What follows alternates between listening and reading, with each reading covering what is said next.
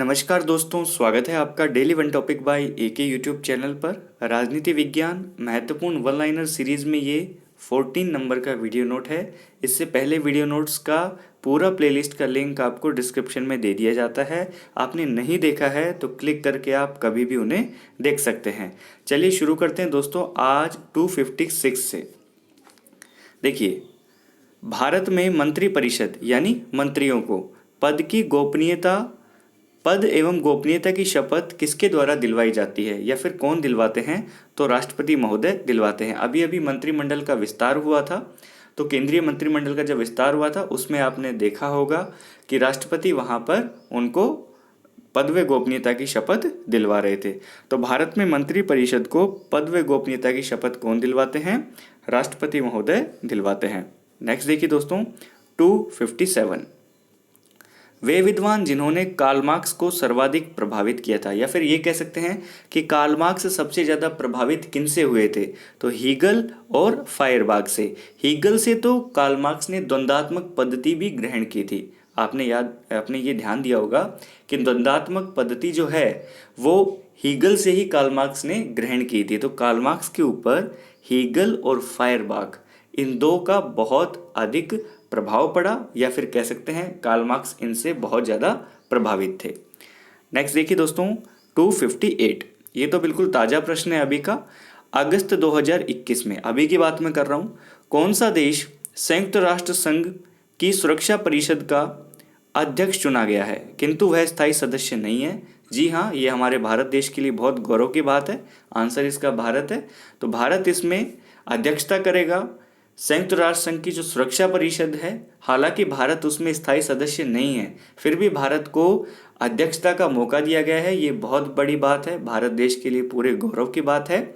इसी बीच में पाकिस्तान ने इतनी सी बात कही है कि भारत जो है वो संयुक्त राष्ट्र संघ के द्वारा जो कश्मीर मुद्दे के ऊपर जो उन्होंने बात की गई है उसके ऊपर भारत को ध्यान देकर उसे लागू करना चाहिए, कि वो चाहता है कि संयुक्त राष्ट्र संघ ने जो कहा कश्मीर के लिए वो भारत यहाँ पर लागू करे। सुरक्षा परिषद में भारत को अध्यक्षता मिलने के बाद में पाकिस्तान की ओर से ये कहा गया है। तो हमारे लिए बहुत गौरव की बात है कि भारत जो है सुरक्षा परिषद की जो संयुक्त राष्ट्र संघ की जो सुरक्षा परिषद है उसकी अध्यक्षता करेगा, और वहाँ पे स्थायी सदस्य नहीं होते हुए भी ये अध्यक्षता करने का मौका मिल रहा है। ये बहुत बड़ी बात है पूरे वैश्विक स्तर पर।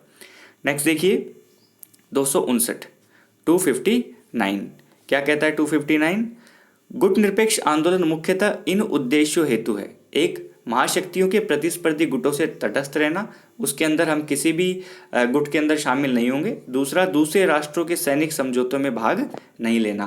किसी भी देश, किसी भी प्रकार के राष्ट्र, किन्हीं राष्ट्रों का यदि कोई सैनिक समझौता होता है तो उसमें हम भाग नहीं लेंगे। नेक्स्ट देखिए 260, बिमस्टेक। इसके बारे में मैंने पिछले क्वेश्चंस में बात भी की थी आपसे। से किन देशों का संबंध है? तो बंगाल की खाड़ी के निकटवर्ती देशों का एक ही संगठन है बिमस्टेक। बिमस्टेक, ठीक है। नेक्स्ट देखिए 261, संघ की कार्यपालिका शक्तियां किसमें निहित होती हैं? तो संघ की कार्यपालिका शक्तियां राष्ट्रपति में निहित होती है। हम भारत के बारे में बात कर रहे हैं। संघ की कार्यपालिका शक्तियां भारत उसमें राष्ट्रपति में निहित है। नेक्स्ट देखिए 262, संसद के दोनों सदनों की संयुक्त बैठक या संयुक्त अधिवेशन की अध्यक्षता कौन करता है? आपको ऑप्शंस में बहुत मिलेंगे। वन लाइनर मैं इसलिए दे रहा हूँ ताकि आपको ऑप्शंस में ये हाईलाइट कर जाए ये चीज़, ठीक है। देखो, मैं इसको हाईलाइट भी करके देता हूँ आपको, ताकि ऑप्शन जब आपके सामने आए तो आंसर, राइट आंसर है जो आपने पढ़ा हुआ है, सुना हुआ है, वो हाईलाइट हो जाए अपने आप। सेम इंक में लिखे मिलेंगे, पूरे बराबर उनके अक्षर होंगे, लेकिन फिर भी हमसे प्रश्न का सही आंसर का एक संबंध स्थापित जब हो जाता है तो वो प्रश्न का वो सही आंसर हमेशा हाईलाइट हो जाता है और गलत आंसर्स हमें नहीं देखने पड़ते, ठीक है। तो संसद के दोनों सदनों की संयुक्त बैठक या संयुक्त अधिवेशन की जो अध्यक्षता है वो लोकसभा अध्यक्ष करता है। कौन करता है? लोकसभा अध्यक्ष। नेक्स्ट देखिए, यह किसने कहा कि सिद्धांत तलवार द्वारा स्वीकृत नहीं है, कानून नहीं हो सकता? मतलब जो सिद्धांत यहाँ पे जो सिद्धांत तलवार के द्वारा स्वीकृत नहीं है वह कानून नहीं हो सकता। ये थॉमस हॉब्स का कथन है कि जो सिद्धांत तलवार के द्वारा स्वीकृत नहीं है, मतलब शक्ति के द्वारा स्वीकृत नहीं है, तो वो कानून नहीं हो सकता, ये थॉमस हॉब्स कहते हैं। नेक्स्ट देखिए 264, वर्तमान में संपत्ति का अधिकार है एक विधिक अधिकार है दोस्तों। संपत्ति का अधिकार मौलिक अधिकार नहीं है, ये आप सभी को पता है। तो संपत्ति का अधिकार क्या है, अब एक विधिक अधिकार है, आपको ये चीज ध्यान में रखनी चाहिए। नेक्स्ट देखिए, ख्रुश्चेव आइजनहावर वार्ता को क्या नाम दिया गया था, कैंप डेविड भावना। कैंप डेविड भावना, ख्रुश्चेव आइजनहावर वार्ता के लिए एक स्पेसिफिक नाम प्रयोग किया गया, कैंप डेविड भावना। नेक्स्ट देखिए 266, लोक लेखा समिति, संसद की कुछ समितियां होती हैं, प्राक्कलन समिति, लोक लेखा समिति, है ना। तो इसी क्रम में जो लोक लेखा समिति होती है, लोक लेखा समिति के अंतर्गत राज्यसभा व लोकसभा से क्रमशः कितने मेंबर होते हैं। देखिए इन चीजों पे ध्यान में रखिएगा, यदि लोकसभा व राज्यसभा से क्रमशः पूछे जाते हैं या फिर राज्यसभा व लोकसभा से क्रमशः पूछे जाते हैं, तो आपको बहुत सतर्क होकर आंसर देना है इसमें। अगर राज्यसभा पहले और लोकसभा बाद में आता है तो राज्यसभा से 7 सदस्य, लोकसभा से 15 सदस्य, टोटल कितने होते हैं, 22। ये चीज़ तो क्लियर है। लोकलेखा समिति में, संसद की लोकलेखा समिति में टोटल 22 मेंबर होते हैं, जिसमें राज्यसभा से 7 और लोकसभा से 15 लिए जाते हैं। अगर आपसे पूछा जाए लोकसभा व राज्यसभा से, तो फिर 15 और 7 आंसर हो जाएगा। ऐसे क्वेश्चंस बहुत आते हैं और गलत होने की संभावना भी उतनी रहती है। तो जितनी ज़्यादा आप प्रैक्टिस करेंगे, इनको ध्यान से पढ़ेंगे, तो ये गलत होने की संभावना कम से कम रह जाएगी। ठीक है दोस्तों। नेक्स्ट देखिए 267, वह अनुच्छेद जिसके अंतर्गत राष्ट्रपति लोकसभा में 2 एंग्लो इंडियन सदस्यों की नियुक्ति करता है, वो है 331। अनुच्छेद 331 में ये प्रावधान है कि राष्ट्रपति अपनी शक्ति से लोकसभा में 2 एंग्लो इंडियन सदस्यों की नियुक्ति कर सकता है। नेक्स्ट देखिए 268, भारतीय संविधान की प्रस्तावना में कितनी बार संशोधन हुआ है अभी तक। अब मैं आपके लिए एक प्रश्न यहाँ पे छोड़ूंगा, क्योंकि आप बहुत अच्छी पढ़ाई कर रहे हैं, तो आप मुझे आंसर भी देंगे, और आपके आंसर देंगे कमेंट के माध्यम से, कि भारतीय संविधान की प्रस्तावना में कितनी बार संशोधन हुआ है। 1 बार हुआ है। कब हुआ है, और अगर आप ये भी लिख सके कि उस संशोधन में क्या जुड़ा, तो भी बहुत अच्छी बात होगी। भारतीय संविधान की प्रस्तावना में कितनी बार संशोधन हुआ है, 1 बार हुआ है। आंसर जरूर करना।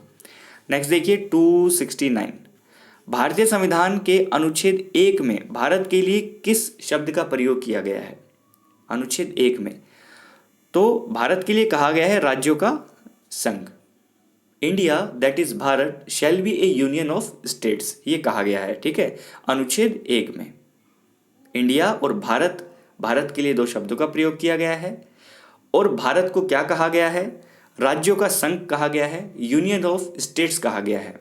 India that is Bharat shall be A union of states, अनुच्छेद 1। नेक्स्ट देखिए 270, सोवियत रूस द्वारा बनाया गया सैन्य संगठन कौन सा था। Warsaw pact. कौन सा था, वार्सा पैक्ट। और अमेरिका का कौन सा था दोस्तों, नाटो। अमेरिका का कौन सा था, नाटो। और रूस का कौन सा था, वार्सा। ये दोनों क्या थे, सैन्य संगठन थे। और भारत की क्या रणनीति थी, किसी भी सैन्य संगठन में शामिल नहीं होना। ठीक है, तो नाटो और वार्सा पैक्ट का संबंध सोवियत रूस से था, नाटो का यूएसए या फिर अमेरिका से था। नेक्स्ट देखिए 271, किशन गंगा परियोजना का विवाद या फिर बहुचर्चित विवाद किशन गंगा परियोजना किन देशों के बीच है। तो भारत व पाकिस्तान के बीच में है किशन गंगा परियोजना और विवाद भी। नेक्स्ट देखिए, यह किसने कहा कि भारत व पाकिस्तान हमेशा अघोषित युद्ध की स्थिति में रहते हैं। कि भारत और पाकिस्तान हमेशा ऐसे रहते हैं, इनके रिलेशन, इनके संबंध हमेशा ऐसे रहे हैं कि बस अघोषित युद्ध, मतलब युद्ध चल रहा है जिसकी घोषणा नहीं हुई है। युद्ध कभी भी हो सकता है, युद्ध की स्थिति बनी रहती है, तनाव बना रहता है, ऐसे संबंध है भारत और पाकिस्तान में। अघोषित युद्ध की स्थिति में रहे हैं सदा, ये कहा है माइकल ब्रेशर ने। तो माइकल ब्रेशर का ये कथन ध्यान में रखिएगा भारत व पाकिस्तान के रिलेशन के संबंध में। नेक्स्ट देखिए, न्यू हेलोइज पुस्तक के लेखक कौन है। तो न्यू हेलोइज पुस्तक के लेखक है दोस्तों रूसो। कौन है, रूसो। नेक्स्ट एक और पुस्तक है, फ्रेगमेंट ऑफ गवर्नमेंट पुस्तक किसकी है। तो बेंथम की है। फ्रेगमेंट ऑफ गवर्नमेंट या फ्रिगमेंट ऑफ गवर्नमेंट, कुछ भी मिल सकता है, कुछ भी लिखा मिल सकता है आपको, ये बेंथम की किताब है। 275 क्या है, प्रसिद्ध पुस्तक है ए ग्रामर ऑफ पॉलिटिक्स, ये है लास्की की। किसकी किताब है? लास्की की। तो दोस्तों इस वीडियो नोट में हमने सभी प्रकार के प्रश्नों को कवर करने की कोशिश की है। आई होप आपने ये वीडियो नोट पूरा देखा होगा, आपको पसंद भी आया होगा। पसंद का मतलब ये है कि जो भी सामग्री आपको दी जा रही है वो आपको समझ में आए, और कहने का मतलब समझ में आए, आपको परीक्षा उपयोगी लगे, साथ में ये लगे कि इसमें कम समय में आपको अच्छे से अच्छा मैटर बताया जा रहा है। तो आप इस वीडियो को लाइक कर सकते हैं, अच्छे अच्छे कमेंट कर सकते हैं और इस वीडियो को शेयर भी कर सकते हैं। अच्छे अच्छे कमेंट्स का मतलब ये है कि आप हमें प्रोत्साहित करें, कमेंट्स का मतलब ये है कि आप हमारी कमी पे भी ध्यान दें। तो आपकी जो इच्छा है, जो दिल करता है, जो मन करता है, वो आप यहाँ पे ज़रूर लिखें, उन पे ज़रूर ध्यान दिया जाएगा। इस वीडियो नोट में इतना ही दोस्तों, मिलते हैं नेक्स्ट वीडियो नोट में। जब तक हम नेक्स्ट वीडियो नोट में मिलें, आप इन वीडियो नोट्स को पूरा देखिएगा, प्लेलिस्ट का लिंक डिस्क्रिप्शन में है, साथ ही इसे अपने हर ग्रुप में शेयर भी कर देना। Thank you so much.